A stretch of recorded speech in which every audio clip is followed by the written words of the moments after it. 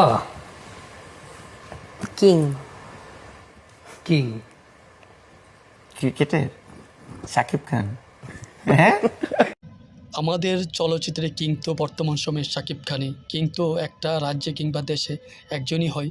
আমাদের দেশের শাকিব খান সম্প্রতি একটি প্রোগ্রামে বাংলাদেশ জাতীয় ক্রিকেট দলের সাবেক অধিনায়ক ও উইকেট কিপার মুশফিকুর রহিম ও তার স্ত্রী উপস্থিত হন। সেখানে প্রোগ্রামের মধ্যে ছবি না দেখে ক্লোর মাধ্যমে ah, কিং কিং ক্রিকেটের শাকিব খান। হ্যাঁ, চিনতে পেরে উত্তর দিতে হবে এমন একটি কুইজ প্রোগ্রাম ছিল।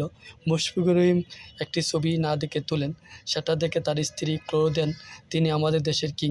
উত্তরে হাসি দিয়ে মুশফিকুর রহিম বলেন, কিং তো একজনই, আমাদের চলচ্চিত্রের শাকিব খান। মুশফিকুর রহিমের সাথে শাকিব খানের খুবই ভালো সম্পর্ক।